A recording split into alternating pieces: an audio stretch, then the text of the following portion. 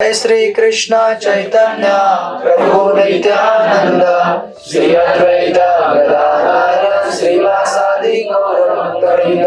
हरे कृष्णा कृष्णा कृष्णा हरे हरे, हरे राम राम राम हरे हरे।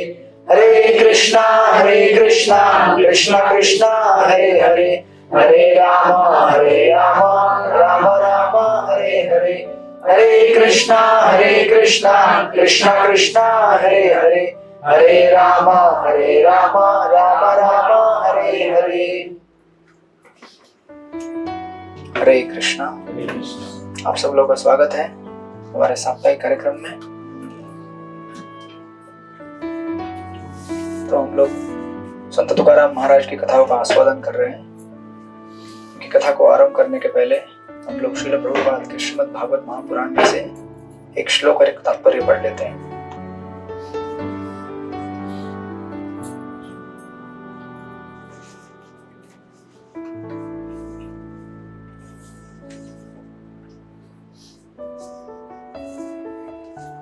तो ये श्रीमद् भागवत के प्रथम स्कंद के अध्याय नंबर 9 के 15वां श्लोक है, जिसमें भीष्मदेव जी युधिष्ठिर महाराज को इंस्ट्रक्शंस दे रहे हैं कि उनके साथ क्या क्या हुआ, कैसे हुआ, क्यों हुआ। ये आपने काफी बार सुना होगा ये श्लोक। यत्र धर्मो सुतो राजा गदा पाणिरवृकोदर कृष्णो स्त्रीगाण्डीवं चापम् सहृत् कृष्णस्ततो विपत्। अनुवाद श्रील प्रभुपाद द्वारा। ओह, अपरिहार्य काल का प्रभाव कितना आश्चर्यजनक होता है। यह अपरिवर्तनीय है।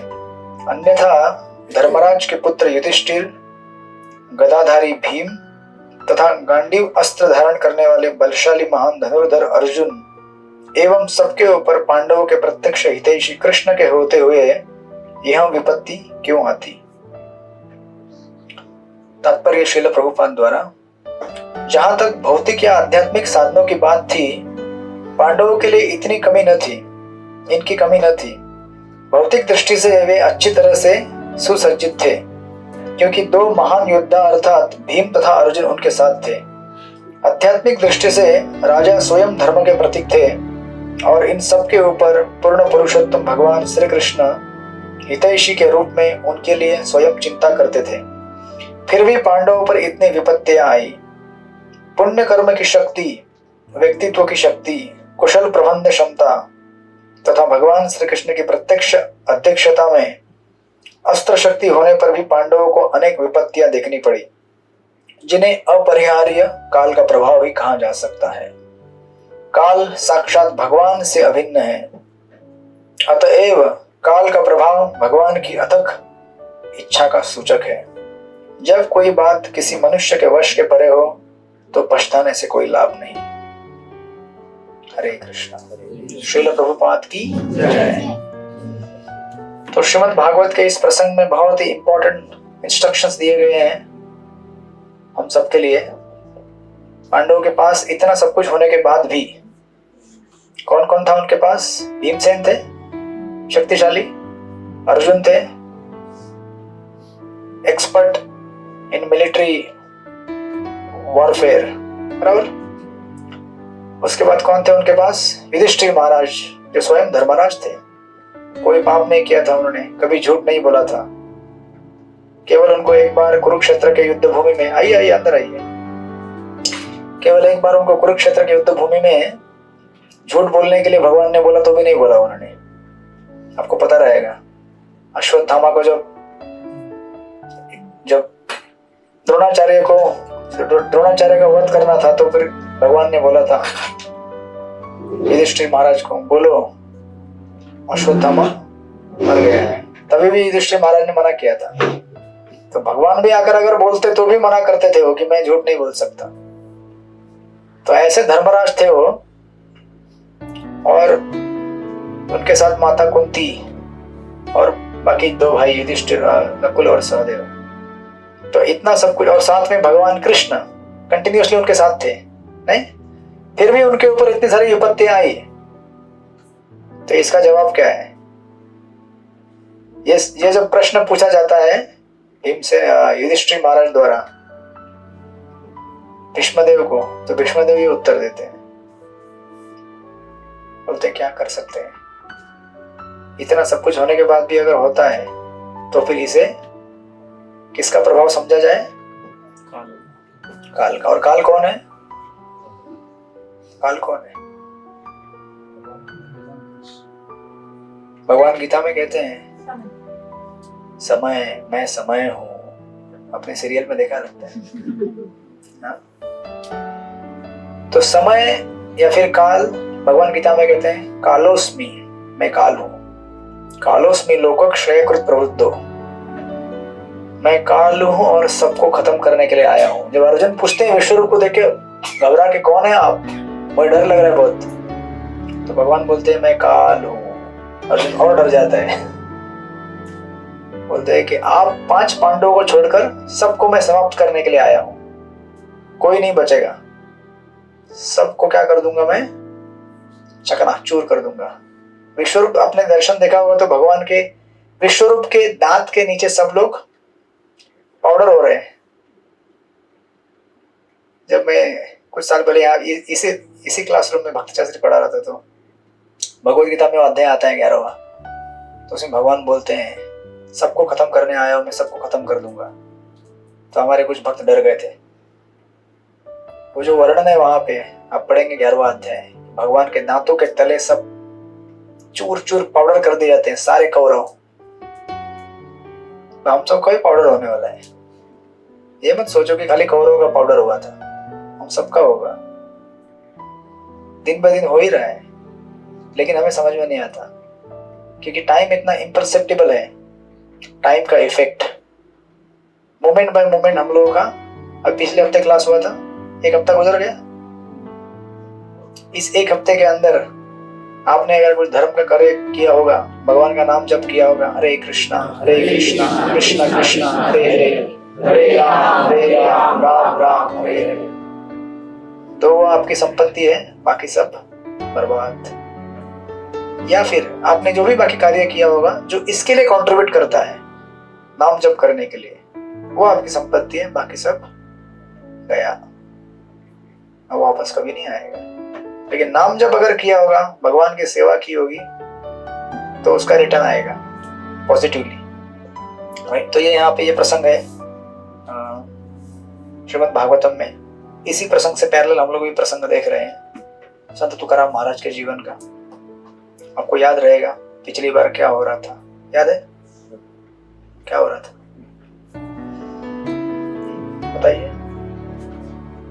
किताब वेद पाठ सब डुबा दिया था, तो भगवान उपवास करके बैठ गए थे 14 दिन। संत तुकाराम महाराज उपवास करके बैठ गए थे। आप लोग अंदर जाइए, जगह नहीं लगता इधर, अंदर जाइए उधर से, वो बीच का लाइन अच्छा आगे आ सकते हैं, उनको उधर बिठा दीजिए। नहीं आप बैठे उधर, इधर जगह है, बैठेंगे लोग। उस दिन एकादशी थी ना, इसलिए एकादशी स्पेशल क्राउड था। हाँ इधर से जाइए ना। ओके, हमारे 2 फाउंडर आचार्य नहीं आया आज, उनको मैं हमेशा याद करता हूँ, देवी प्रसाद और ब्रह्मदेव।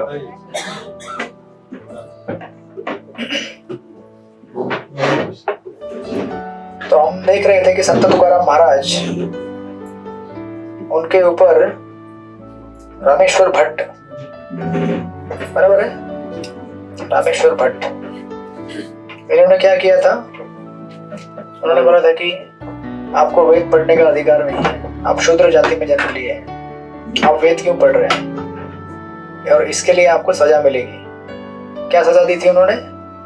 कि अब तक आपने जो लिखा हुआ है अभंग, तुकाराम महाराज खुद तो नहीं लिखते थे, लेकिन उनके जो शिष्य थे उन्होंने डॉक्यूमेंट करके रखा था। बोले कि जो भी लिखा हुआ है उसको क्या करो, पानी में जाकर डुबा दो, इंद्रायणी में। और आज के बाद कुछ भी कविता करने का नहीं, ठीक है, चुपचाप रहने का। तो जब ऐसा प्रसंग उनके ऊपर आया था, तो इस प्रसंग से दुखी होकर और गांव के लोग, तो उनको टॉपिक चाहिए होता है कुछ डिस्कशन के लिए, नहीं? आजकल गांव सोशल मीडिया बन गया है, चलते रहता है उसमें। देश में जो भी घटना होती है तो उस घटना के ऊपर 15, 20, 25 दिन चलता रहता है, अपडेट आता है रोज। जैसे मानो अभी हमारा बच्चा स्कूल में गया तो क्या पढ़ाई किया उसने, कितना बड़ा हो गया, वैसे अपडेट लेते रहते हैं हम। फिर वो घटना पुरानी हो जाती है, फिर लोग ढूंढते हैं आज का नया टॉपिक क्या है। हाँ? क्या है आज का टॉपिक नया? अच्छा, आज बारिश हो गया, मैंने सुना। किधर मालूम है आप लोगों को? बहुत बार गिरा।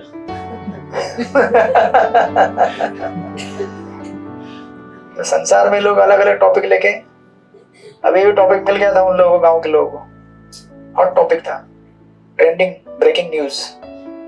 तुकाराम महाराज, उनके साथ ऐसा ऐसा हो गया, बस। तो जो निंदक थे निंदा करने लगे, जो कुछ तथाकथित भक्त थे जो नाम के लिए स्पिरिचुअलिटी कर रहे थे, नेमसेक, वो लोग, उनका टेस्टिंग हो गया उधर ही। लिटमस पेपर से टेस्ट होता है ना, उनका लिटमस टेस्ट हो गया, गायब हो गए वो लोग। जो कुछ थोड़े बहुत बच्चे कुचे थे, सिंसियर भक्त, सीरियस, वो उनके साथ थे। और हम देख रहे थे कि उनके पत्नी ने भी उनका साथ नहीं दिया था। और इस तरह से तुकाराम महाराज ने क्या किया था फिर? उपवास। बोले कि अभी मैं यहाँ बैठ के उपवास करूंगा। और हम देख रहे थे कि तुकाराम महाराज किस तरह से अपना दुख, अपना भाव प्रकट करते हैं इन अभंगों के माध्यम से। हमने देखे थे 4-5 अभंग। उसका सारांश यही था, तुकाराम महाराज कहते हैं कि कुछ भी हो जाए भगवान, लेकिन आपके चरण जिनकी मैं सेवा कर रहा हूँ वो मुझसे छूट ना जाए, बस मुझे वही चिंता है और कुछ चिंता नहीं है।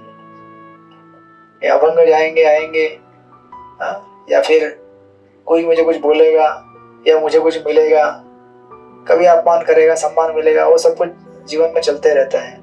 लेकिन मेरा आपसे जो प्रेम है, आपके चरणों के प्रति जो मुझे स्नेह उत्पन्न हो गया मेरे हृदय में, वो नहीं छूटना चाहिए बस। बाकी संसार में बहुत कुछ चलता रहेगा। वैसे भी परमानेंट चीज वही है, और कोई चीज परमानेंट नहीं है संसार में। नहीं है कोई परमानेंट? और कुछ लोग बोल नहीं रहे, मतलब उनको अभी भी गारंटी नहीं है कि इसके अलावा और कोई परमानेंट चीज है।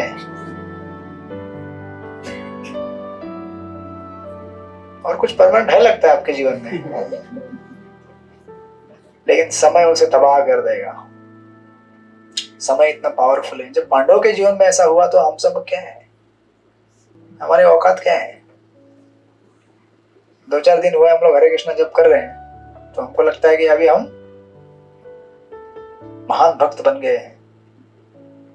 होगा टेस्टिंग, होगा इसका भी। लिटमस पेपर का टेस्टिंग सबका होगा। फिर जो भक्तों का संग बनाए रखेंगे वो टिके रहेंगे, जो भक्तों का संग छोड़ देंगे वो हरि बोल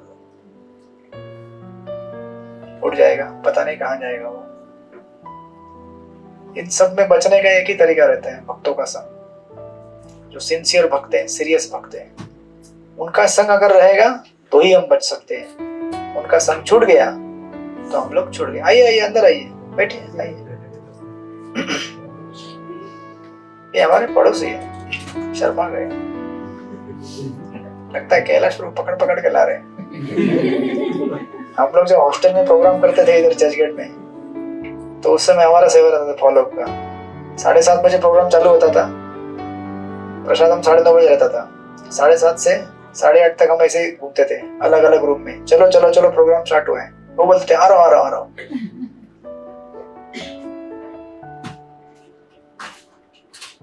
कैलाश प्रभु बैठ जाइए, अभी आपके बगैर कथा पूरा नहीं होगा। फॉलो पूरा हो गया अभी। तो संत तुकाराम महाराज अपने इस दुख को प्रकट करते हैं। फिर अभी इतना सब कुछ करने के बाद रामेश्वर भट्ट, उनको लगता है कि हाँ अभी मजा दिखा दिया मैंने, बहुत ही ज्यादा उस्तादी कर रहे थे, अभी पता चलेगा। और लोग भी बोल रहे थे देखो जड़ों का ये दूसरा सूर्य है। हम देख रहे थे ना, लोग बोलते हैं कि दूसरा सूर्य है ये, एक सूर्य तो ऊपर है और दूसरा ये है। कौन? रामेश्वर भट्ट। इसने दिखा दिया तुकाराम को कि कौन वेदों का है ना प्रॉपर फॉलोअर है, संत कौन है। तो अभी देखिए, कभी भी एक चीज हमें याद रहनी चाहिए, जीवन में किसी से भी पंगा लो लेकिन भगवान के भक्तों से कभी पंगा मत लेना। सबसे खतरनाक चीज है वो। यहां तक कि अगर कोई भक्त नहीं बना है, आज हमने उसके साथ कुछ गलत व्यवहार किया, अगर बाद में वो भक्त बन गया तो भी प्रॉब्लम होता है। जैसे ध्रुव महाराज के केस में, ध्रुव महाराज जब छोटे बालक थे तब भक्त नहीं बने थे, तो उनकी माँ ने उनका अपमान किया था, राइट, सौतेली माँ ने। उसका परिणाम उनको कब भुगतना पड़ा? जब ध्रुव महाराज भगवान के भक्त बन के घर वापस लौट गए, तब बाद में उनको उनका वैष्णव अपराध का दंड मिला उनको, न केवल उनको, उनके पुत्र को भी मिला। तो इसलिए वैष्णव के साथ कभी भी छेड़खानी बिल्कुल नहीं करनी चाहिए, कैसा भी हो डिवोटी, कितना भी गिरा हो, कितना भी एडवांस्ड हो। हमें यही देखना चाहिए कि वो वैष्णव है। जो भी कोई भगवान विष्णु का भजन पूजन करता है, चाहे वो इस्कॉन में हो, इस्कॉन के बाहर हो, किधर भी हो, पूरी दुनिया में, संसार में, उसके रास्ते में कभी भी नहीं आने का। अगर उसके साथ आपने थोड़ा भी अगर कुछ कर दिया जिससे, अगर कभी कभी भक्त चिढ़ते नहीं है लेकिन भगवान चिढ़ जाते हैं, प्रॉब्लम ये है उधर। भक्त क्या होते हैं? सहनशील होते हैं। वो बोलते हैं जाने दो, क्या करना है आपने, भजन करना है अपना, हरे कृष्णा कृष्णा कृष्णा हरे हरे, हरे राम राम राम हरे हरे। अगर बहस करने लगे तो टाइम चला जाता है ना, तो भक्त बहुत होशियार रहते हैं, बोलते हैं सब बहस में कौन गिरेगा, जाने दो, अपना उतने टाइम में 2-4 माला हो जाएगा एक्स्ट्रा। लेकिन भगवान देखते रहते हैं, बोलते हैं अच्छा मेरे भक्त को परेशान कर रहे हैं, इसको अभी दिखाता हूँ। और एक बार अगर भगवान ने ठान ली तो फिर हमें कोई नहीं बचा सकता। तो यही हुआ रामेश्वर भट्ट के साथ।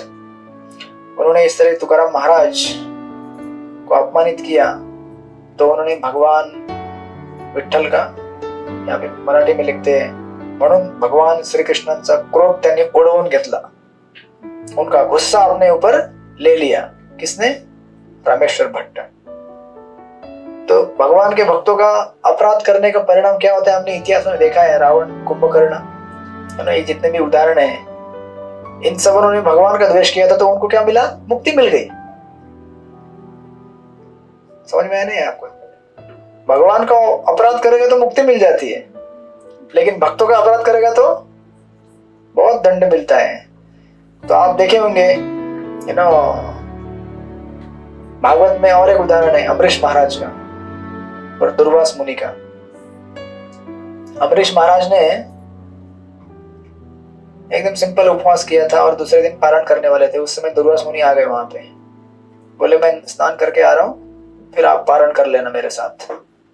पारण का टाइम जा रहा था, तो उन्होंने अपने पुरोहितों से विचार विमर्श करके, पुरोहित बोले कि थोड़ा सा जल पी लो, वो पीने प्रसाद लेने जैसा भी हो नहीं लेने जैसा भी हो, तो थोड़ा जल ले लिया था। तो दुर्वास मुनि आके उनको पता चल गया, योगी थे वो, बोले अरे ऐसे कैसे तूने उपवास तोड़ दिया मेरे पूछे बगैर।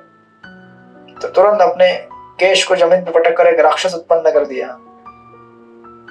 लेकिन राक्षस क्या करता बेचारा?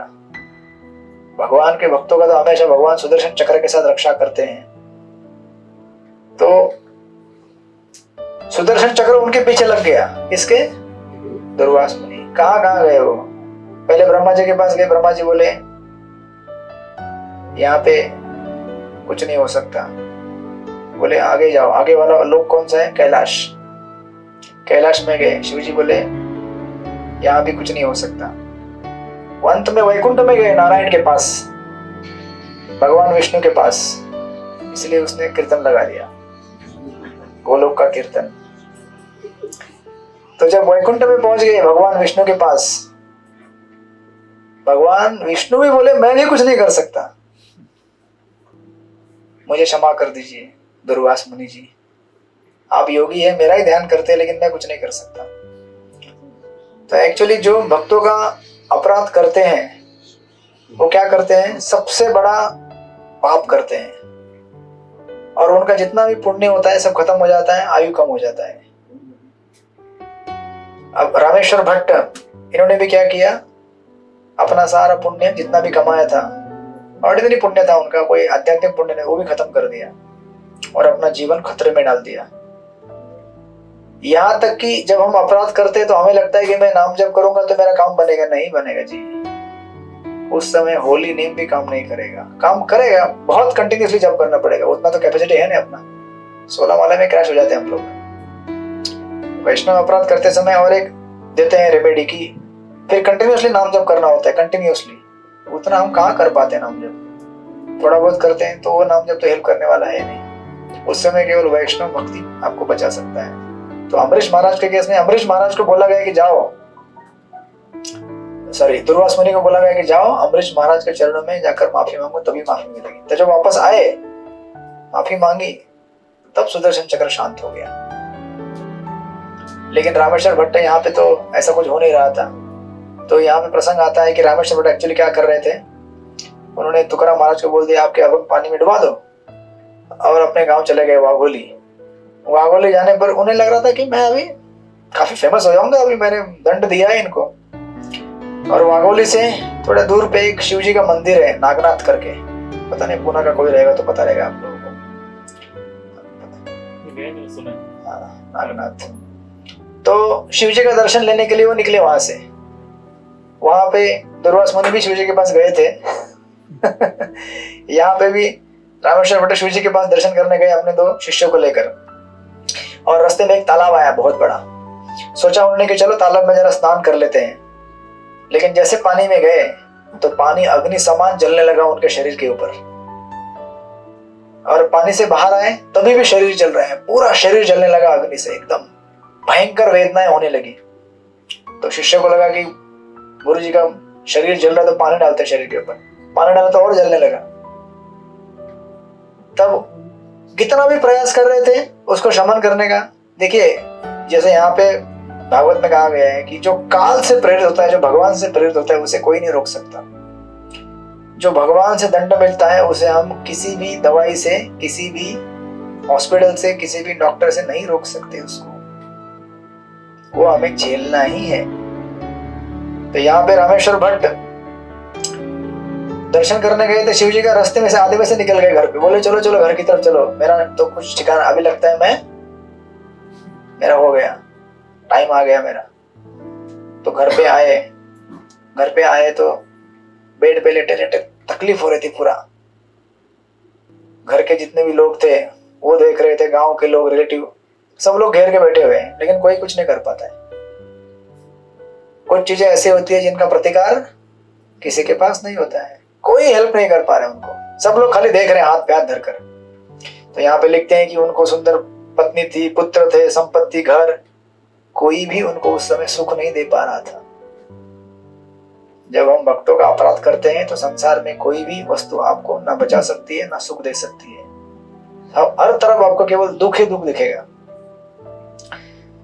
तो अभी देखिए इस तरफ तुकाराम महाराज देहू में बैठे हैं, उपवास कर रहे हैं 13 दिन, वो भी दुखी है। इस तरफ रामेश्वर भट्ट बेड पे, क्या बोलते हैं उसको, मराठी में बोलते हैं तड़फड़ने, उसको क्या बोलते हैं, तिलमिला रहे थे। वैष्णव अपराध ऐसी चीज होती है,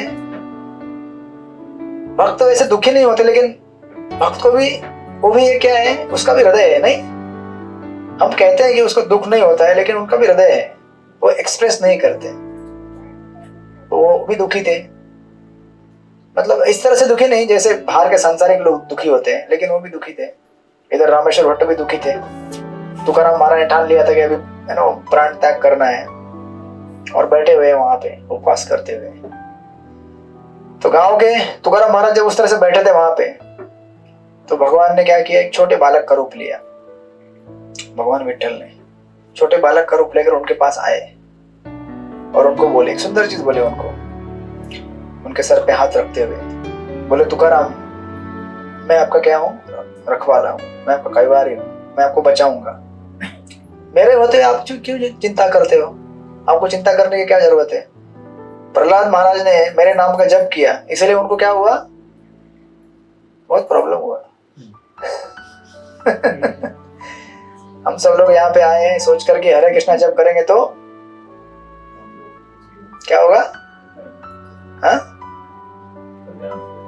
आजाद हो जाएंगे। तो अभी आजाद नहीं है क्या? कुछ लोग बोल रहे हैं आबाद हो जाएंगे। ना आजाद हो जाओगे ना आबाद हो जाओगे, प्रॉब्लम बढ़ते जाने वाला है। क्योंकि हरे कृष्णा जप करने के बाद मालूम पड़ता है कि असली लाइफ का प्रॉब्लम क्या है। फिर उससे फाइट करने में हमको, अभी तक तो आप तथाकथित समस्याओं से लड़ रहे हैं जीवन के, नहीं?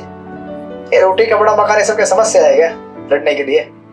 सारे बॉम्बे में लोग किससे लड़ रहे हैं? रोटी कपड़ा मकान ना। लेकिन असली लड़ाई क्या है? काम, क्रोध, मोह। ये असली लड़ाई है।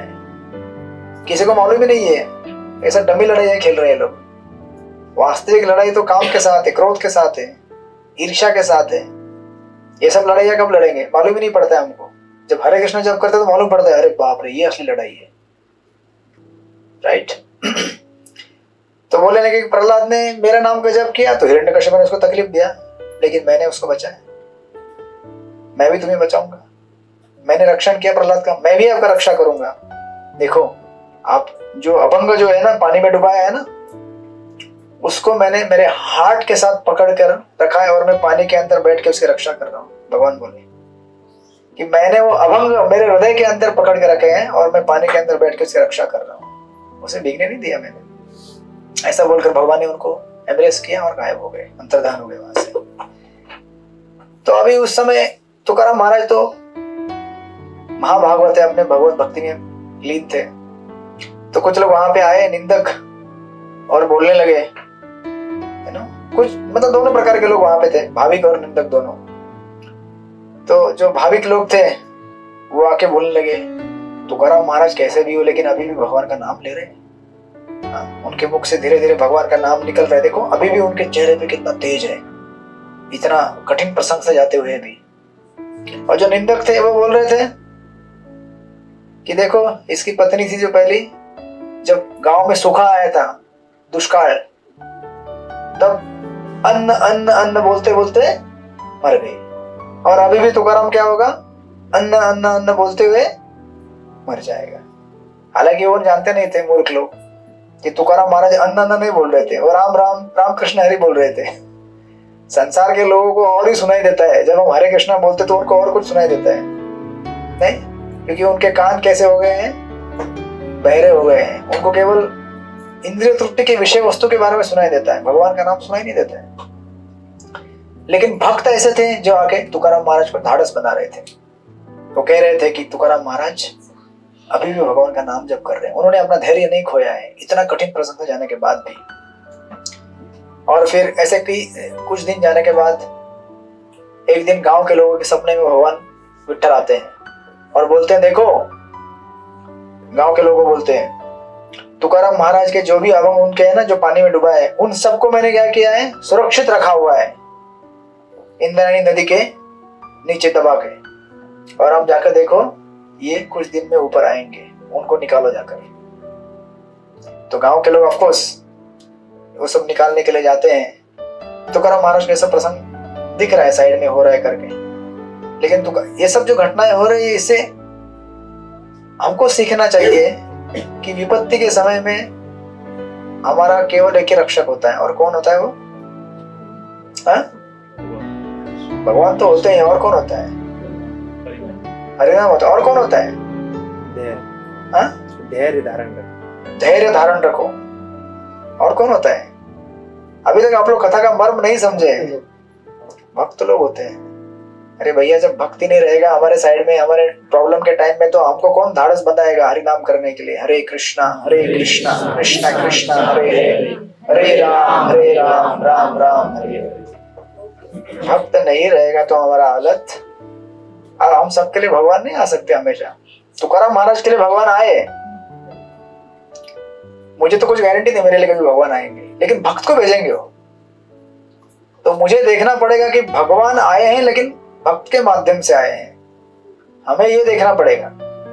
हम लोग बोलते हैं ये बंटी ये मुझे हेल्प करेगा, अरे बंटी अभी 16 राउंडर हो गया है बाबा, हरे कृष्णा जप करता है वो, कल तुम्हारा मित्र रहेगा, गांव गली में खेलता होगा इधर उधर, है ना, हाफ चड्डी पहन के, लेकिन अभी धोती कुर्ता पहनता है, जप करता है, वो तुम्हें जरूर हेल्प करेगा।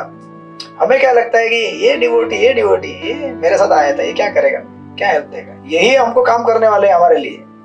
हम जो यहाँ पे बैठे हैं अभी, हम एक दूसरे को हम ही संभाल सकते हैं। क्या हम इतने महान नहीं कि हमारे लिए गोपीनाथ वहां से उतर जाए अट्टर से नीचे, लेकिन गोपीनाथ किसी न किसी को भेजेंगे हमारे जीवन में। हम सबके जीवन में भगवान ने किसी न किसी को भेजा है। आप लोग थोड़ी ऐसे यहाँ पे आए हैं, आप अपनी इच्छा से आए थे यहाँ पे। हमको ऐसा लगता है हम अपनी इच्छा से आए थे, कोई यहाँ पे किसी की इच्छा से नहीं आया है। हाँ, आपने इच्छा की थी कि कभी अध्यात्म करना है, भगवान का नाम जप करना है, लेकिन रास्ता किसने दिखाया? भक्तों ने दिखाया। इसलिए देखिए, आपने वो एक सुंदर वो एक पिक्चर आता है, मैंने सोशल मीडिया पे शेयर किया था उसको कुछ दिन पहले। एक महाभारत का एक चित्र आता है, जिसमें एक आदमी ऐसा पेड़ से लटका हुआ है। एक पेड़ है, उसमें लटका हुआ है, नहीं वो अलग है, मुझे डेविएट कर रहे हो। वो क्रोकोडाइल बोल के मुझे गजेंद्र का कथा याद आ रहा है, लेकिन उसमें नहीं जाऊंगा अभी। तो एक पेड़ है, अब देखिए ऐसा एक पेड़ है, ठीक है, उस पेड़ का एक टहनी आया है ऐसा, उसमें एक आदमी लटका हुआ है। वो जहां आदमी लटका है उसके नीचे एक तालाब है, उस तालाब में सांप है। अगर ऊपर से हाथ छूट गया तो सीधा तालाब में गिरेगा, उसमें बहुत सारे सांप बैठे हैं। और जो पेड़ है ना बाहर, तालाब के बाहर, उस पेड़ को हाथी अपने सूंड से पकड़ के तोड़ने की कोशिश कर रहा है। दिख रहा है आपको पिक्चर? लास्ट में दिख रहा है आपको? हाँ, मतलब पूरा नहीं हुआ है दृष्टांत, बता रहा हूं आगे। और वो जो टहनी है ना, उस टहनी के ऊपर दो चूहे बैठे हैं, एक सफेद चूहा है, काला चूहा है। बोलेंगे कौन सी स्टोरी है? सफेद चूहा और काला चूहा, और आदमी क्या कर रहा है? लटका हुआ है। तो आपको शास्त्रों में इसका दृष्टांत ऐसा है कि जो हाथी रहता है ना, जो पेड़ को ऐसा पकड़ के गिराने की कोशिश कर रहा है, ये हमारे पूर्व जन्म के कर्म है, जो हमें हमेशा क्या करते हैं? गिराने की कोशिश करते हैं, प्रॉब्लम देते हैं। हम बोलते हैं ना, ये ग्रह का प्रॉब्लम है, वो ग्रह का प्रॉब्लम है। मुझे भी है, मैं ज्योतिष ने बताया था। बोला कि आपको केतु का महादशा है 2026 तक। मैं बोला अच्छा ठीक है। तो उन्होंने मंत्र दिया मुझे, बोले इसका जाप कीजिए, नरसिंह भगवान का, केतु का नहीं है। हम केवल भगवान विष्णु का ही भजन करना चाहिए हमें। तो नरसिंह भगवान का मंत्र दिया था, मैं जाप करता हूँ उसका। एक ऐसा राउंड। तो वो जो हाथी, वो हमारा क्या है? पूर्व जन्म है। पूर्व जन्म के संस्कार और कर्म जो हमें इस जन्म में उसका रिजल्ट देते हैं। हमें लगता है कि मैं आगे बढ़ रहा हूँ, लेकिन गिरा देते हैं नीचे। बोलते बेटा आगे नहीं बढ़ पाओगे, पीछे आ जाओ, पीछे आ जाओ, पीछे खींचते हैं। हम सुख की अपेक्षा करते हैं, वो हमें दुख देते हैं, पूर्व जन्म के कर्म। और जो नीचे सांप है, इस आदमी के नीचे लटका हुआ है आदमी, वो सांप क्या है? हमारे भविष्य के सूचक है कि अभी आप जो कर्म कर रहे हैं, तो कभी न कभी तो पेड़ के टहनी से नीचे गिरने वाले हो। जब गिरोगे तो नीचे क्या है? जहरीले सांप रेडी है, इंतजार कर रहे हैं आपका, आजा बेटा। डर गए कोई यहाँ पे? नहीं डरा, डरना चाहिए। ये वास्तविकता है हमारे जीवन की। अब आप बोलेंगे कैसे गिरेगा? क्योंकि जिस टहनी पे लटका हुआ है ना, उसके उस टहनी को दो चूहे बैठ के खा रहे हैं। काला चूहा, सफेद चूहा उसको कुरेद रहे हैं। और वो टहनी धीरे धीरे क्या होने वाली है? ये काला चूहा और सफेद चूहा मतलब दिन और रात होते हैं। काला रात है, सफेद दिन है। तो दिन रात हमको क्या कर रहे हैं? धीरे धीरे हमारा आयु धीरे धीरे। पिछले हफ्ते आए थे ना आप लोग, 7 दिन खत्म हो गए आपके जीवन के, हो गए ना? काला और सफेद चूहा दोनों ने मिलकर 7 दिन नष्ट कर दिए आपके। तो अभी वो गिरने वाला है। अब गिरेगा तो नीचे आगे अच्छा भविष्य भी नहीं है, क्योंकि अच्छा कर्म तो नहीं कर रहा है ना, भगवान का भजन नहीं कर रहा है, पुण्य कर्म नहीं कर रहा है, पाप ही कर रहे हैं। हम लोग कलयुग में क्या कर रहे हैं सब लोग? ये मंदिर के प्रांगण को छोड़ के बाहर जाइए, सब लोग 4 चीजों के पीछे लगे हुए हैं। मांसाहार, नशा करना, जुआ खेलना, परस्त्री संबंध रखना, बस ये 4 चीजों के ऊपर काम चल रहा है। नहीं ये तो मेन 4 चीजें, उससे जुड़ी हुई अनेक चीजें हैं, और इन चीजों को करने की वजह से अनेक उन्हें नरक की यातनाएं भुगतनी पड़ेगी अगले जन्म में। भागवत के 5म स्कंद में 28 प्रकार के नरकों का वर्णन दिया हुआ है। अगर आपको कभी पढ़ना हो तो पढ़िएगा। भागवत के अंतिम अध्याय में 5वें स्कंद के 28 प्रकार के अलग अलग नरक, अलग अलग पाप के लिए कैसे अलग अलग सजा मिलती है। रोकटे खड़े हो जाएंगे पढ़ोगे तो अभी इतना सब होने के बाद भी वो आदमी जो पेड़ पे लटका हुआ है वो क्या है? खुश है। हम सब खुश है ना? क्यों खुश है पता है? क्योंकि उसके ऊपर अगर एक टहनी है, उस टहनी के ऊपर एक मधुमक्खी का है ना, क्या बोलते, छत्ता लगा हुआ है। उसमें से ना थोड़ा थोड़ा हनी ड्रिप होता है। 5 घंटे में 1 बूंद गिरता है। वो मुंह ऐसे खोल के बैठा है। 5 घंटे में 1 बूंद गिरता है उसके जीभ के ऊपर, हनी। लेकिन कब गिरता है वो? 5 घंटे में 1 बार 1 बूंद। उस 1 बूंद को सांसारिक जीवन कहते हैं, मोह माया कहते हैं। इसका मतलब ये नहीं कि आप लोग घर जाके फिर बोलेगा पापा मम्मी ये सब माया है, आज से मैं जा रहा हूं घर छोड़ के, मुझे क्लास में यही बताया गया इस्कॉन में ये सब मोह माया है। नहीं नहीं, ऐसा नहीं। सब रखिए साथ में, लेकिन उसको भगवत भक्ति में लाइए, घर में भगवान को केंद्र बनाइए। तो आदमी क्या सोच रहा है? जो 1 बूंद गिरता है ना वो हनी का, 5 घंटे में, कभी कभी 10 घंटे में गिरता है, उसका टाइम टेबल नहीं है गिरने का। तो उसको लगता है हाँ हनी मिल रहा है, लेकिन उसको समझ नहीं है बेचारा कि नीचे सांप इंतजार कर रहे हैं, ऊपर से पेड़ को चूहे खा रहे हैं। धीरे धीरे धीरे धीरे धीरे वो टहनी टूटने वाला है। कैलाश को क्या सोच रहे हो इतना?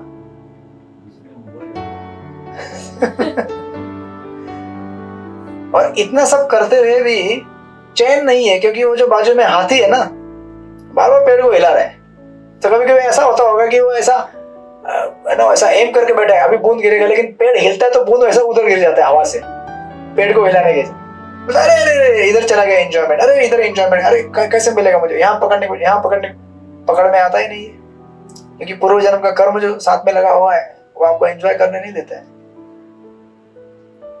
और इतना सब होते हुए उस पिक्चर में दिखाते बाजू में भगवान विष्णु अपने पुष्पक विमान में खड़े और हाथ दे रहे हैं उसको, बेटा आ जा इधर। कहाँ जा रहा है तू? इधर कहाँ फंसा? देख बाजू में हाथी है, नीचे सांप है, ऊपर चूहे लगे हुए हैं। 1 बूंद के लिए इतना तकलीफ, आजा मेरे पास आजा। लेकिन बेचारा वो 1 बूंद का इतना उसमें तरलीन हो गया, बूंद देखने कब गिरेगा, भगवान को देख ही नहीं पाता, वो नहीं देख पाता है। हम सब लोग इस संसार में इतने बिजी हो जाते हैं, इतने मगन हो जाते हैं कि भक्त आवाज देते हैं चलो चलो हरे कृष्णा मंदिर जाते, थोड़ा सा आज सत्संग है, कथा सुनेंगे, प्रसाद लेंगे। यहाँ पे आने के बाद कुछ कष्ट होता है क्या? नहीं ना, कुछ फीस लगता है? नहीं। फ्री में एंटरटेनमेंट, फ्री में प्रसाद, फ्री में दर्शन, और क्या चाहिए जीवन में? लोग पैसा भर के पाप लेते हैं, बाहर जाकर पैसा पे करके पाप लेते हैं। तो हमको अगर फ्री में पुण्य मिलेगा तो क्यों नहीं लेना चाहिए? अकलमंदी की बात है कि नहीं है? लेकिन दुनिया क्या है? मूर्ख है, उनको नहीं समझ में आता है। तो भगवान आवाज देते हैं कि आजा बेटा आजा मेरे पास आजा, लेकिन बेचारा इतना तल्लीन है उस शहद के टपकते हुए वो बूंद को लेने के लिए कि उसको दिखता ही नहीं। अब इस समय इस जंक्शन पे आपको एक ही व्यक्ति बचा सकता है, और वो है भगवान के भक्त। वो क्या करते हैं? अनेक योजनाएं बनाते हैं, किस तरह से इसका ध्यान भटका वहां से। शायद में उसका ध्यान लगा हुआ है, लेकिन मालूम नहीं है कि वो बेचारा 1 बूंद के लिए इतना, जैसे रेगिस्तान में अगर आप कभी जा रहे हो या गर्मी के मौसम में दिखता है आपको, उसको बोलते हैं मृग तृष्णा। प्यास लगती है बहुत हमको, हम देखते हैं सामने क्या है? जल, ऐसा लगता है जल है, जल जल जाके बेचारा जाके पटक जाता है वो सड़क के ऊपर, उसका सर पटक। पानी? कौन सा पानी? पानी नहीं है यहाँ पे। तो हम सब लोग ऐसे ही हैं, ढूंढ रहे, भाग रहे है ना, खुशी मिलेगी, यहाँ मिलेगी, खुशी नहीं मिलती, एक झापड़ मिलते, और चाहिए? नहीं नहीं नहीं, माया ऐसी होती है, वो क्या करती है? पीटती है, बहुत पीटती है। हम बोलते नहीं नहीं अभी नहीं, अभी मैं सेवा करूंगा। फिर कुछ हफ्ते हो जाते हैं, सत्संग छूट जाता है, भक्तों का संग छूट जाता है, फिर माया में फंस जाते हैं। माया बोलती है अच्छा एंजॉय कर, थोड़ा एंजॉय करता है, एक झापड़ लगा के दे, एंजॉय करेगा नहीं नहीं नहीं, बस यही ड्रामा चलते आ रहे हैं पूरे संसार में कई हजारों सालों तक, वर्षों तक। नहीं बोलता है फिर थप्पड़ खाता है। संसार ऐसे बनाया हुआ है कि आपको वो अट्रैक्ट भी करेगा, प्रॉमिस देगा कि तुमको ये चीज मिलेगा, लेकिन जाओगे वहां पे तो पानी नहीं रहेगा, थप्पड़ मिलेगा जोर से। तो इधर से भगवान विष्णु और भगवान के भक्त आवाज देते रहते हैं आ जाओ बेटा, इधर आ जाओ बेटा। लेकिन अभी हम सब इतने महान तो नहीं कि हमारे लिए भगवान डायरेक्ट उतरे, तो लेकिन भक्त उतरते हैं, भगवान अपने भक्तों को भेजते हैं। इसलिए भक्तों का संग बहुत ही क्रिटिकल है हमारे लाइफ में, बहुत ही क्रिटिकल है। ये फर्स्ट और लास्ट चीजें सुनने के लिए है। जब भी आप सत्संग में आएंगे तो आखिरी और अंतिम चीज भक्तों का संग, भक्तों का संग, भक्तों का संग। बोलते ना हरे नाम हरे नाम हरे नाम एक करो, तो उसमें उसका रहस्य छुपा हुआ है। भक्तों के संग, भक्तों के संग, भक्तों के संग ही हरे नाम हो सकता है। हरे कृष्णा कृष्णा कृष्णा हरे हरे, हरे राम राम राम। उनके संग के अलावा हमारा कोई वो नहीं। कोई भी व्यक्ति जो अगर सोचता होगा मैं बहुत महान भक्त हूँ, मैं डायरेक्टली भगवान की पूजा कर सकता हूँ, मुझे जरूरत नहीं इन सब भक्तों की, उसका हो जाएगा काम, दूसरे दिन ही तबाह हो जाएगा। वो नहीं टिक सकता माया के आंधी के सामने। जोरदार आंधी बहेगी, अब यहाँ से बाहर जाएंगे तो आंधी बहती है ना, काम क्रोध लोभ मोह की आंधी, तूफान बह रहा है बाहर। ध्यान नहीं रहेगा तो उस झोंके में, बवंडर में उड़ के कहाँ जाके गिर जाओगे पता भी नहीं चलेगा हमको। तो एक्चुअली उस दिन एक गौरव बुक में इंटरव्यू सुन रहा था, बहुत सुंदर बताते हैं उसमें एक इंटरव्यू में। हमें कभी कभी ऐसा लगता है कि संसार में सब लोग सुखी होते हैं, मुझे छोड़कर सब लोग सुखी है, मैं ही दुखी हूं, ऐसा लगता है हमको। तो ऐसा कुछ प्रभु जी बता रहे थे इंटरव्यू में। तो किसी ने उनको प्रश्न पूछा कि आप हमेशा ऐसे खुश कैसे रहते हैं, हमेशा आपको देखते तो आप खुश रहते हैं। तो उन्होंने बोला ये गलत फहमी है, इस संसार में कोई भी व्यक्ति हमेशा सुखी नहीं रहता है। खुश रहना एक हमारा अपना पर्सनल चॉइस है। बेसिकली डिसीजन है कि मैं अभी इतने में खुश रहना चाहता हूँ, क्योंकि चीजों से तो कभी खुश नहीं हो सकते, उसका अंत नहीं है। तो उनको जब पूछा गया तो उन्होंने बोला कि अगर कोई ब्रह्मचारी भी बोले ना कि वो हमेशा सुखी रहता है 24 घंटा, तो झूठ बोल रहे बोले। संसार में कोई भी सुखी, जिसके पास है शरीर है, जिसके पास है मन है, बुद्धि अहंकार है, वो कभी 24 घंटा सुखी नहीं रह सकता। कुछ ना कुछ प्रॉब्लम चलते रहते हैं, आध्यात्मिक आदि भौतिक आदि दैविक। तो बता रहे थे कि देखो, उन्होंने उदाहरण दिया। उन्होंने कहा कि देखो पिछले 25-30 साल से मुझे एक प्रकार का पेन होता है, बोले यहाँ पे कुछ तो तकलीफ होती है ब्रेन में किधर, तो बोले वो पेन के साथ मैं जीता हूँ पिछले 25 साल से 30 साल से।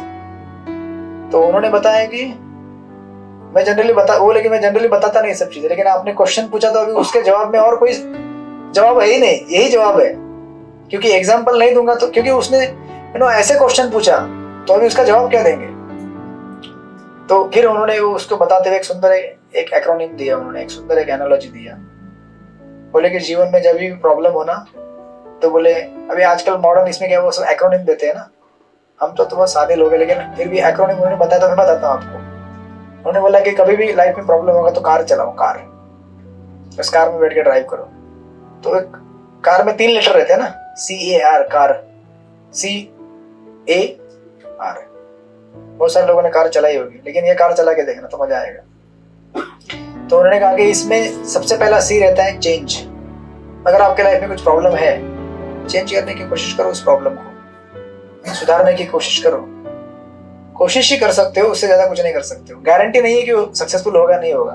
तो उन्होंने कहा कि देखो मेरे को ये प्रॉब्लम है, मैंने पिछले कितने सालों से प्रयास कर रहा हूँ, लेकिन मैं करता हूँ अपना प्रयास। मनुष्य के हाथ में प्रयास है, रिजल्ट नहीं है। तो बोले कि मैं चेंज करने का प्रयास किया हूँ कितने सालों तक, लेकिन वैसा ही है, लेकिन मैं ट्राई करता रहता हूँ। तो सबसे पहले प्रॉब्लम आएगा लाइफ में तो हम ये कर सकते हैं, चेंज करने की कोशिश करो, उसको सुधारने की कोशिश करो। नहीं हुआ तो उसके आगे का लेटर क्या है, एक्सेप्ट, स्वीकार करो कि ये चेंज नहीं होने वाला है। तो उन्होंने स्वीकार कर लिया। बोले मैंने 25-30 साल से स्वीकार करके रहा हूँ उसके साथ, ऐसे रहने वाला है। ये जो सेकंड स्टेप है बहुत खतरनाक स्टेप है। लोग स्वीकार नहीं करना चाहते। नहीं, टाइम है ना अभी भी। आज वो दो आए नहीं, किधर गए हो? परीक्षित, पराशर कोई मेले में चले गए क्या? ठीक है, हाँ वो कांजूर मार गए होंगे किधर तो दूसरा होता है ए मतलब एक्सेप्ट, स्वीकार कीजिए कि कुछ चीजें जीवन में नहीं बदलेंगी, हमें उनके साथ ही जीना पड़ेगा। कुछ स्थितियां नहीं, अभी मेरा अगर हाइट इतना है तो हाइट बढ़ेगा क्या? मैं कितना भी जब करूं मेरा हाइट बढ़ेगा? कुछ लोग वो सोचते हैं कि पॉजिटिव रहो, ये रहो तो चेंज होगा। अरे कुछ नहीं होने वाला तुम्हारे पॉजिटिविटी से। तुम्हारा हाइट उतना ही रहेगा। कोई एकदम ऊंचा है तो क्या छोटा नहीं होने वाला, उतना ही रहेगा वो, राइट? तो बोले एक्सेप्ट। लेकिन कुछ लोग एक्सेप्ट भी नहीं कर पाते हैं, तो फिर उसके लिए उन्होंने कहा तीसरा आर मतलब राइज, उठो, अपनी चेतना को उठाओ, उस प्रॉब्लम से आगे देखो, बेसिकली अध्यात्म की तरफ मुड़ो। तो जब आप भगवान का नाम जप करेंगे, हरे कृष्णा कृष्णा कृष्णा हरे हरे, हरे राम राम राम हरे हरे, तो फिर आपको समझ में आएगा कि इससे परे भी और कोई दुनिया है। यही मेरी दुनिया थोड़ी है, यहाँ पे प्रॉब्लम है, यहाँ पे उससे आगे एक दुनिया है जहाँ पे सुख ही सुख है, लेकिन वहां तक पहुंचना पड़ेगा मुझे। तो बोले अपने चेतना को ऊपर उठाओ, rise above the problem. Problem अभी यहाँ पे है, मैं यहाँ पे हूँ, ठीक है ना? प्रॉब्लम यहाँ पे, मैं यहाँ पे हूँ। कभी कभी प्रॉब्लम इधर जाएगा, मैं यहाँ रहूंगा, तो मैं दब गया पूरा उसके अंदर। लेकिन अगर हम भगवान का नाम जप करेंगे, साधना करेंगे, तो धीरे धीरे हम लोग ऊपर उठेंगे, ऊपर प्रॉब्लम यहाँ चला जाएगा। फिर हमको कुछ लगेगा नहीं, ठीक है ये जीवन का पार्ट है, चलता रहेगा ये। अभी मैं महाराज के लेक्चर सुन रहा था कुछ आधे घंटे पहले। आपने सुना होगा भक्ति तीर्थ महाराज, उनको कैंसर था। इतने भगवान के महान सेवा की है, भक्त हैं, उनको मिडिल एज में कैंसर हो गया। कैंसर से उनका शरीर पूरा अंदर से, महाराज जो बता रहे थे, लेक्चर बता रहे थे कि जो जॉइंट रहता ना, या हाथ को इससे जुड़ने वाला, वो खत्म हो गया था। फिर उनका एक पैर तोड़ना पड़ा था, कैंसर था, बेड पे रहते, कुछ दिनों के ही थे वहां पे रहने वाले। लेकिन ऐसे अवस्था में भी भक्ति तीर्थ महाराज बोले थे मैं खुश हूँ कि मैंने प्रभुपाद का इतना सेवा किया, भगवान का इतना सेवा किया, मैं अच्छा नाम जप कर पा रहा हूँ। ये चॉइस है, चॉइस लिया उन्होंने, सिलेक्ट किया कि मुझे भगवान के साथ रहना है। बाकी ये तो शरीर तो छूटने वाला है। वैसे प्रभु जी ने भी चॉइस किया कि ये पेन रहता ही है, रहने दो, मैं भगवान का सेवा करते रहूंगा, अपना साधना करते रहूंगा। तो ये इन्होंने 3 चीज बताया, CAR, चेंज करने का प्रयास करो, जो भी है नहीं होगा एक्सेप्ट करो। एक्सेप्ट भी नहीं कर सकते, कई बार हम लोग एक्सेप्ट नहीं कर पाएंगे क्योंकि डाइजेस्ट करना बहुत कठिन रहता है। नहीं, कुछ हमारे साथ होता है या कुछ चीजें हमारे खिलाफ होती है मन के, हम स्वीकार ही नहीं कर पाते, ऐसा कैसे हुआ। लेकिन क्या करेंगे, चेंज नहीं कर पाओगे बेटा उसको फिर क्या करो, हरिनाम रूपी औषध के साथ पी लो। हरिनाम कैसा है, जैसे बच्चों को दवाई देते हैं ना, कड़वा दवाई तो लड्डू के अंदर डाल के देते हैं ना, तो हरिनाम लड्डू है, बहुत बड़ा लड्डू है, गोपीनाथ ने दिया आपके जीवन में, उसके अंदर वो पेन डालो, खा जाओ उसको, तो कहीं गायब हो जाएगा वो, समझ भी नहीं आएगा कहाँ चला गया पेन, एब्जॉर्ब हो जाएगा अपने आप। तो ये सब बोल रहे थे, तो उसमें फिर ऑडियंस में से एक आदमी उठ गया, बोला आप बहुत प्रवचन करते हैं बड़ा बड़ा, आपको बोलना आसान है, कार चलाओ, एक्रोनिम देते हैं आप लोग, CAR, चेंज करो, एक्सेप्ट करो, राइज करो, लेकिन प्रैक्टिकल लाइफ में ये आसान है क्या? जो अभी मैंने बोला ये हमको प्रैक्टिस करने के लिए कई जन्म लगेंगे, आसान है क्या? बोला आप खाली प्रवचन करते हो, आसान है क्या ये? तो अभी चेकमेट हो गए थे प्रभु जी, बोले अभी क्या है इसको आंसर देने का। लेकिन उन्होंने सुंदर आंसर दिया उसका।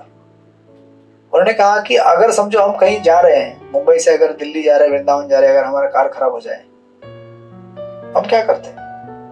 जिसका कार अच्छा रहेगा उसके कार में जाकर बैठ जाते हैं ना, सिंपल तो आंसर है। अगर मेरा गाड़ी खराब हो गया है लेकिन मुझे जाना है दिल्ली या वृंदावन जाना है, मैं अपना गाड़ी छोड़ दूंगा, डाल दूंगा गैरेज में जहाँ रिपेयर, मैं दूसरे की गाड़ी में लिफ्ट ले लूंगा, उसकी गाड़ी में बैठ के चला जाऊंगा आगे।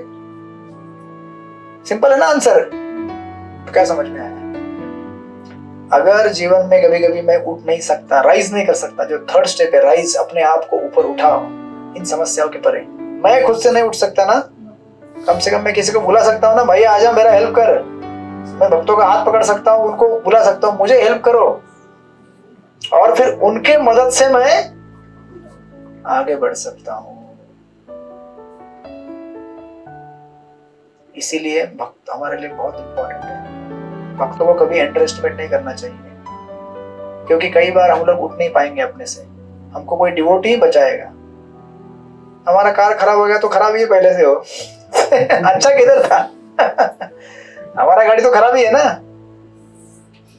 पता नहीं उसमें किधर किधर क्या क्या, टायर पंक्चर है, ब्रेक फेल है, जितना भी पेट्रोल डालो लेकिन उसका उतना माइलेज निकलता ही नहीं है। खाते प्रसाद बहुत है, कैंटीन जितना सही होता है नहीं। तो अभी ऐसे अवस्था में क्या करना चाहिए?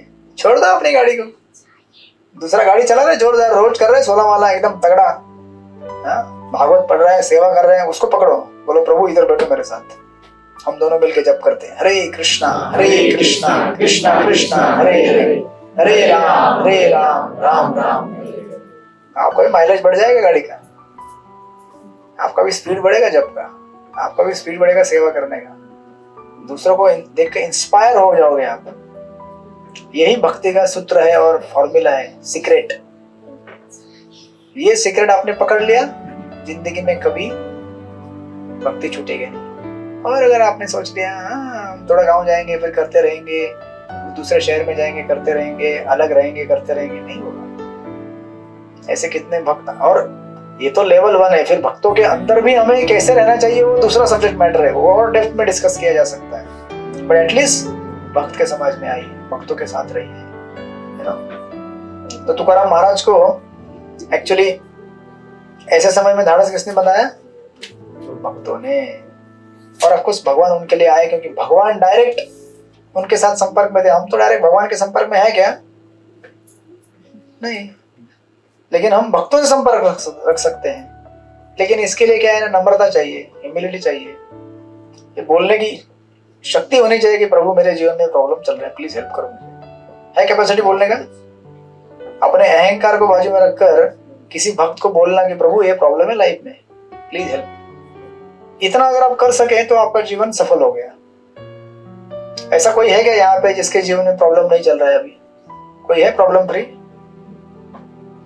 सिर्फ बच्चे हैं बच्चों को छोड़ के सब प्रॉब्लम में फंसे हुए हैं, कुछ ना कुछ।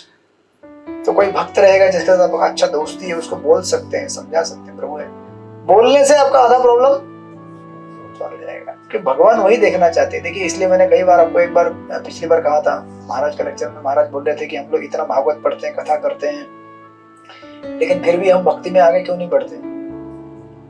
क्योंकि जब तक हम, एक्चुअली 2 प्रकार के भागवत रहते हैं, ग्रंथ भागवत और भक्त भागवत। जब तक हम भक्त भागवत को शरण नहीं जाते, जब तक उनकी सेवा नहीं करते, तब तक ग्रंथ भागवत हमें कुछ नहीं देने वाला। ये तो ग्रंथ भागवत ही बोलता है कि भक्त भागवत की सेवा करो, नहीं? शास्त्रों में क्या लिखा हुआ है? वैष्णव सेवा करो, नहीं? हम लोग बोलते हैं, यहाँ पढ़ते हैं वैष्णव सेवा करो, ठीक है, ठीक है, आज का प्रवचन पूरा हो गया, जाओ अपने अपने घर चले जाओ, प्रसाद हो गया, खत्म।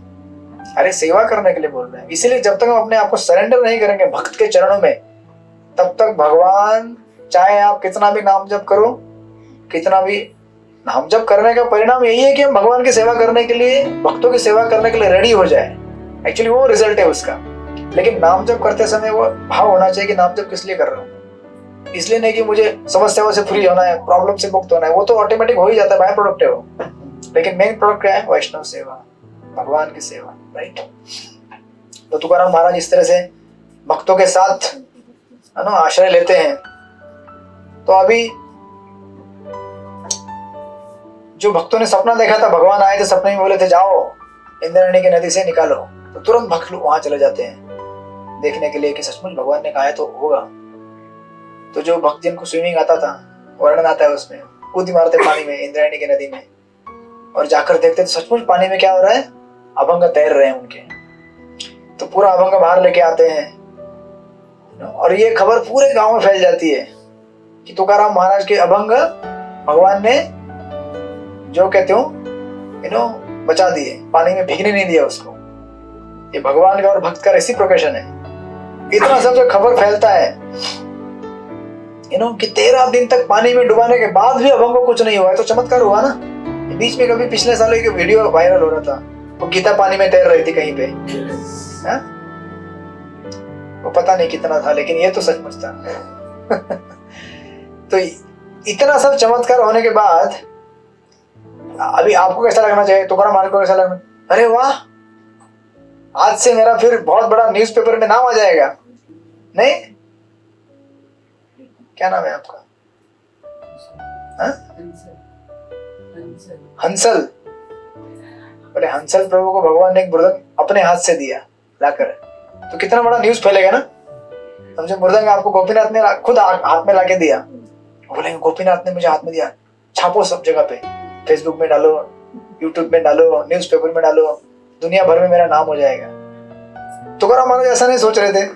तुकाराम महाराज ने उस समय, उनके अभंगों में वर्णन आता है कि ऐसा जब इतना प्राकट्य भगवान ने किया, लीला चमत्कार किया, तो उनको दुख होने लगा। ये होते हैं भगवान के भक्त। भगवान भक्तों के ऊपर फेवर करते हैं तो भक्त ये नहीं सोचता है कि वाह वाह वाह मैं कितना सिद्ध हो गया, मैं बड़ा भक्त हूं। तुकाराम महाराज दुखी हो गए, रिग्रेट करने लगे कि मेरी वजह से मैंने भगवान को सेवा पे लगा दिया। तो तुकाराम महाराज के अभंगों में वर्णन आता है, कहते हैं, तू कृपाळू माऊली आम्हा दिनाची सावली, न संवरिता आपली बाळवेश जवळी, माझे केले समाधान रूप गोजिरे सगुण, निवविले मन आलिंगन देवनी, तुका म्हणे मी अन्यायी क्षमा करो वो माझे आई, आता पुढे गाई तुझं घालू साकडे। कहने लगे कि जैसे बालक के लिए, जब बालक तकलीफ में रहता तो माँ दौड़ दौड़ के जाती है सेवा करने के लिए, मेरे बच्चों को क्या होगा, मेरे बच्चों को क्या होगा, नहीं बच्चा क्यों रो रहा है। उस प्रकार मैंने इस तरह से उपवास कर कर आपको क्या किया, ऑब्लाइज किया प्रकट होने के लिए और आपको सेवा कराने के लिए। बहुत बड़ा मुझसे अपराध हो गया, दुख हो गया मुझे। ये भगवान के भक्तों का भाव रहता है। सेवा देना चाहते हो, सेवा लेना नहीं चाहते। एक बार आप देखेंगे हमारे गोस्वामी का भी कथा आता है, वैसे रघुनाथ दास गोस्वामी और सनातन गोस्वामी, रूप गोस्वामी का, है ना। तो हम एक बार रूप गोस्वामी, उनको इच्छा हुई थी खीर बनाने की, है ना, सनातन गोस्वामी के लिए। तो इच्छा किया उन्होंने, तो राधा रानी एक छोटे से बालिका का रूप लेके आई और उन्होंने बना के दे दिया। सनातन गोस्वामी ने जब खाया खीर को, बोले ये खीर किसने बनाया है? ये खीर राधा रानी के हाथ से बना हुआ है। तो उन्होंने पूछा सनातन गोस्वामी, बोले वो एक बालिका आई थी, उसने बना के दिया। तो बोले आप नहीं जानते आपने किससे सेवा लिया है। हमारा संप्रदाय सेवा लेने का नहीं है, सेवा देने का है। आपने गलत किया बहुत। डांटने लगे रूप गोस्वामी को। और हम लोग सोचते हैं कि अरे कोई सेवा कर दे। सेवा का जब लाइन लगता है हम सोचते हैं कि कोई आके सेवा ले ले यार फटाफट। हाँ, ये नहीं सोचते। जैसे हमने लास्ट टाइम बताया था आप लोगों को, तिरुपति का कथा बताया ना मैंने आपको, भूल गया क्या? नहीं बताया था आपको? बताया था ना, याद नहीं बताया था? अनंताचार्य का स्टोरी याद है आपको?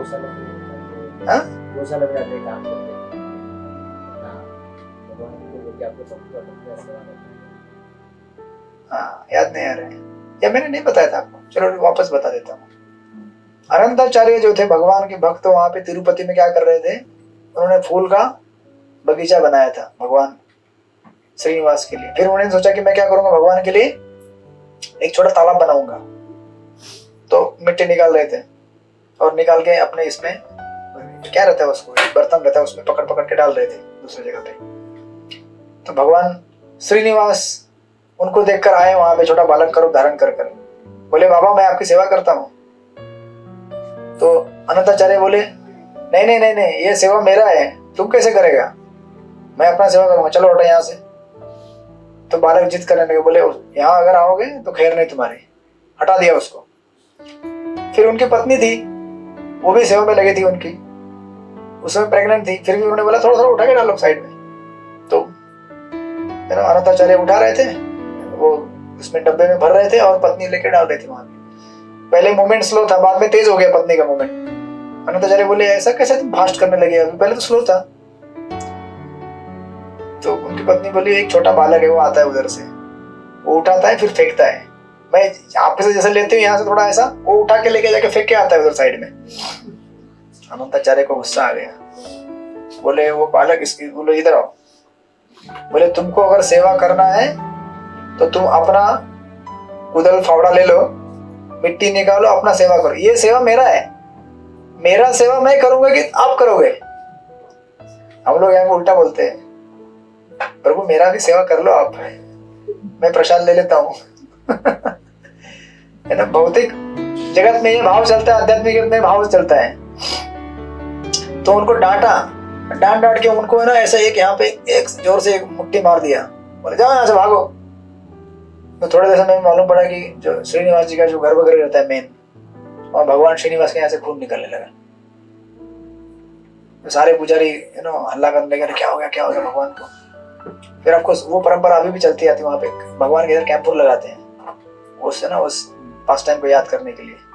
तो अनंताचार्य को तो मालूम पड़ा कि अरे स्वयं भगवान यहाँ पे प्रकट हुए थे, है ना, उनके रहस्य प्रकट करने के लिए, ये दिखाने के लिए हम सबको कि सेवा हमारा क्या है, सबसे बड़ा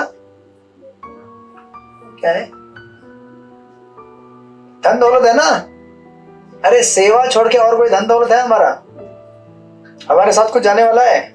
जो सेवा किया होगा उसका ही फल हमारे साथ जाएगा और कुछ नहीं जाएगा। ऐसा ही एक महाराज जो हमारे डीटी से राधा गोपीचंद वल्लभ, मैंने बताया था आप लोगों को, मुझे याद नहीं रहा आप लोगों को, अच्छा नहीं बताया था। राधा गोपीचंद वल्लभ अपने जो डीटीज है ना मंदिर में, वो महाराज जब 1970-71 में वृंदावन में थे तो उनके एक ब्रजवासी मित्र थे, उनका नाम था घनश्याम बाबा।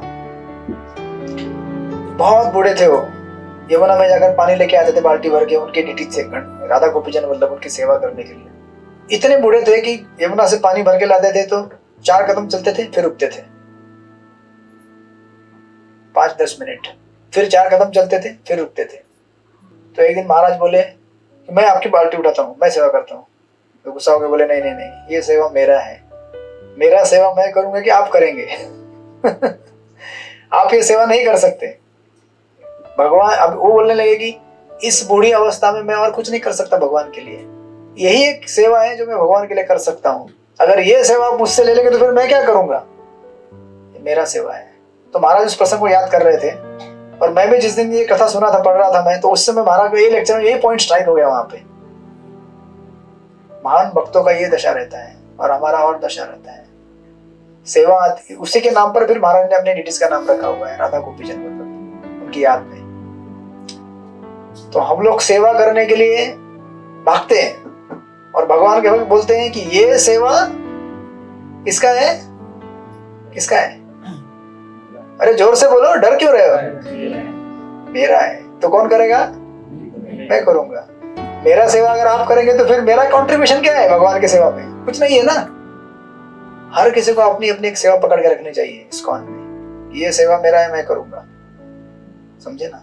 नहीं समझे तो अगली बार पूछता हूं मैं, कौन क्या सेवा कर रहा है? और अगर कोई कुछ सेवा नहीं कर रहा होगा तो उसको सेवा दे देंगे हम लोग, चलेगा ना? अगली बार रूम खाली हो जाएगा आधा। सेल्फलेस सेवा मतलब क्या? देखिए, सेवा हमारे लिए सबसे जरूरी है। सेवा के माध्यम से एक तो पहले भक्तों का संग, फिर भक्तों के संग में आके क्या टाइम पास करेंगे? पिक्चर के गाने बोलेंगे? नहीं ना, इधर आके सेवा करना है। भक्तों का संग लेने के बाद फिर सेवा करना है नेक्स्ट लेवल। जब सेवा करेंगे, है ना, और वो भी सेवा कैसा होना चाहिए? निस्वार्थ भाव से होना चाहिए। उसमें कोई अपेक्षा नहीं रखना चाहिए कि मुझे कुछ मिलेगा नहीं मिलेगा, है ना। फिर ऐसे निस्वार्थ भाव में हम भगवान का, शुरुआत इससे होती है कि मैं सेवा करना चाहता हूँ, फिर बाद में धीरे धीरे जो भी सेवा मिलेगा वो करने के लिए रेडी हो जाऊंगा मैं। जैसे उस दिन मैं एक जगह प्रवचन कर रहा था तो एक प्रोग्राम में मैं उनको पूछ लिया, एक प्रभु जी को, कि यू नो जब हमारा सेवा मैच्योर होता है ना धीरे धीरे धीरे धीरे धीरे, तो हम हर कोई सेवा करने के लिए रेडी हो जाएंगे। अभी एक स्पेसिफिक सेवा कीजिए, लेकिन धीरे धीरे कोई भी सेवा करने के लिए रेडी हो जाएंगे निस्वार्थ भाव से। तो मैंने उनको पूछा कि आप शादीशुदा थे? बोले कि आपका शादी हुआ इतने इतने साल हो गए। मुझे पता नहीं था कि उनकी माताजी साइड में बैठी है। तो मैं उनको पूछ लिया, बोले कि आपका फेवरेट सब्जी क्या है? तो बोले शेपू का सब्जी। तो मैं बोला कि अच्छा आपका फेवरेट है, आपकी पत्नी का फेवरेट है क्या? बोले नहीं। लेकिन मैं बोला कि फिर बनाते कि नहीं वो? बोले हाँ बनाते हैं। तो इसको क्या कहते हैं? सेवा है, लेकिन कभी कभी घर में ऐसा होता है ना, एक को एक सब्जी पसंद है, दूसरे को पसंद नहीं है। जो बनाने वाला सोचता है कि नहीं नहीं मैं तो मेरे पसंद की सब्जी बनाऊंगा या बनाऊंगी, जो भी है। आपका क्या फेवरेट सब्जी है? भिंडी। आपका कौन सा है? अच्छा, लेकिन आपने गलती से आंसर दिया, मैं पीछे वाले को उनके जोड़ीदार दूर बैठे पीछे। आपका कौन सा पसंद है? कुछ भी हो ही नहीं सकता।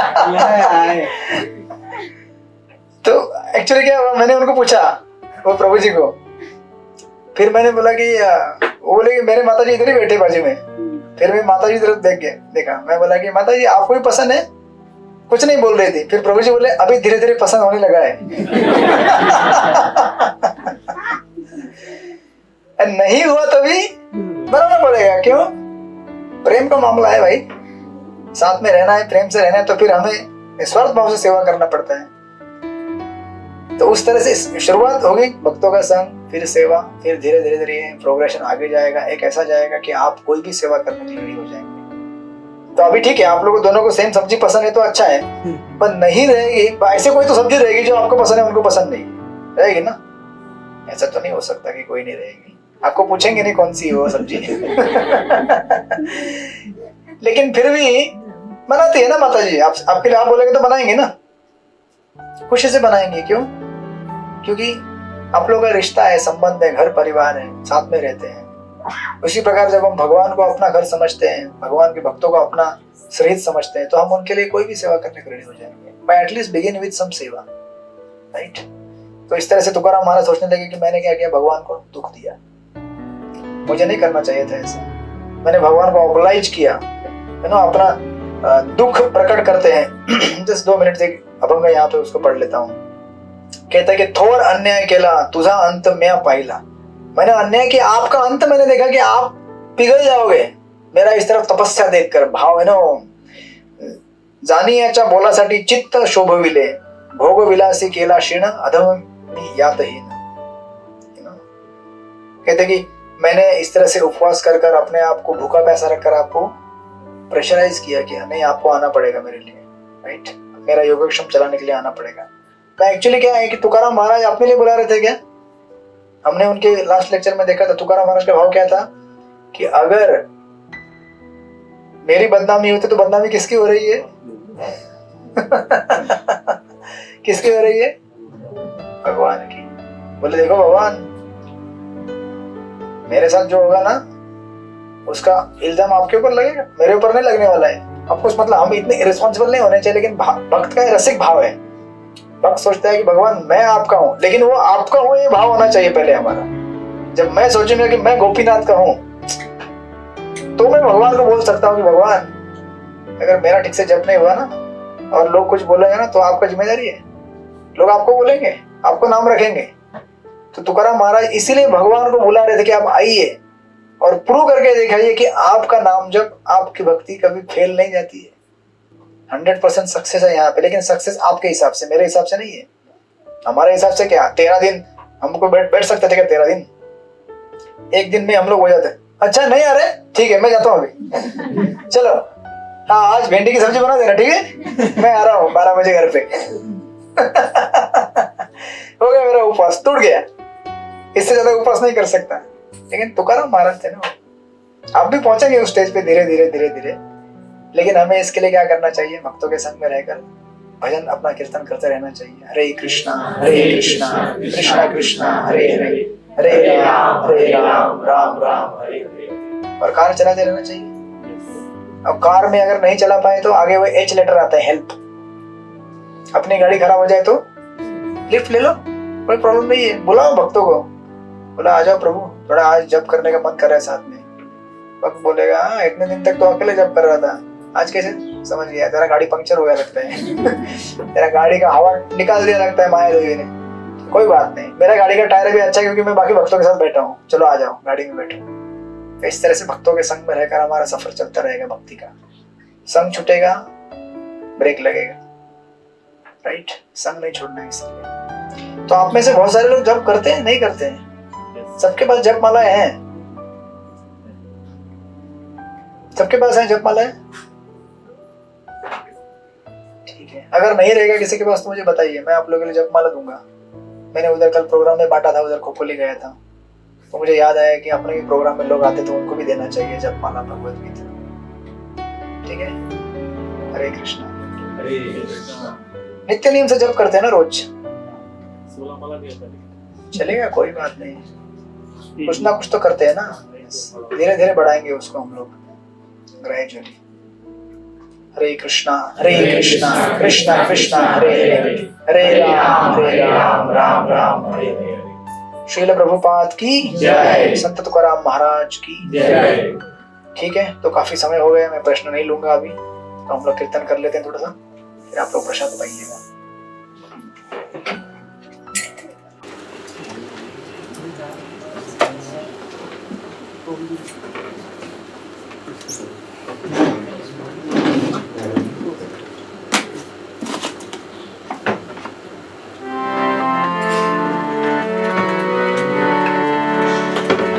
हरे कृष्णा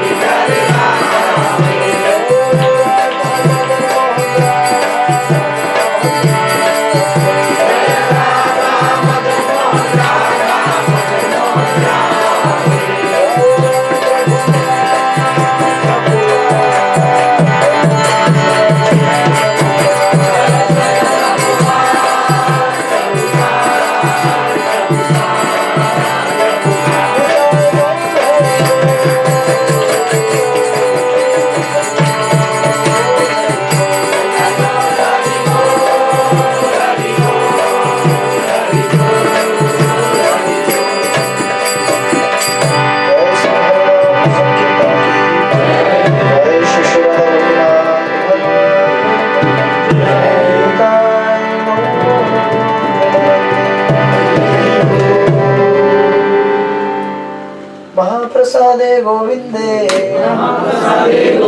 नमः ब्राह्मणे वैष्णवे स्वल्प पुण्यवतं राजन् विश्वासो नैव जायते शरीरा विद्या जड़ेन्द्रिया ताहे काल जीवे फैले विषय सागरे तार मध्य जीवावती लोभो माया सुदुर्मती ताक जेता कठिन संसारे कृष्ण बड़ा दयामय गरीबारे जीव जाए स्वप्रसाद अन्न दिलो भाई सेनामृत पाओ श्री श्री राधा कृष्ण गण गाओ प्रेमिणा को श्री चैतन्य निताय जय निमाय जय निताय जय श्री कृष्ण चैतन्य प्रभु नित्यानंद श्री अद्वैत गदाधर श्रीवासादि गौर भक्तवृंद हरे कृष्णा कृष्णा कृष्णा हरे हरे हरे राम राम राम हरे हरे। श्री श्री राधा गोपीनाथ महाप्रसाद की जय। इतना बड़ा लंबा प्रेयर करने के बाद प्रसाद लेंगे तो चेतना कैसी बनेगी? भगवत में बनेगी। हम तो प्रसाद मिलते ही अब चालू लेकिन ये है प्रसाद लेने की प्रक्रिया। ठीक है, आप लोग कीजिए। हरे कृष्ण। घर में भी आप लोग कर सकते हैं प्रेयर। हाँ, आज प्रथम बार कौन आए हमारे पास प्रोग्राम में? अच्छा, हरे कृष्ण। आपका नाम प्रभु जी? शिवराम प्रभु जी। ऊपर भी एक शिवराम प्रभु है हमारे, इसके ऊपर ही ऑफिस है। तो हम, अच्छा, हमारे प्रभु भी आए, पहली बार आए। Yes yes. आपका नाम प्रभु? भावेश। भावेश प्रभु और शिवराम प्रभु का हम लोग स्वागत करेंगे 3 बार। हरि बोल, हरि बोल, हरि बोल। और अगर इस संघ से भागने की कोशिश करेंगे वो, तो उनको पकड़ के वापस जेल में बंद कर देंगे भक्तों के जन्म में। ठीक है, आते रहिएगा आप लोग। हरे कृष्ण। हरे हरे कृष्ण। कृष्ण। हरे कृष्ण। हरे कृष्ण।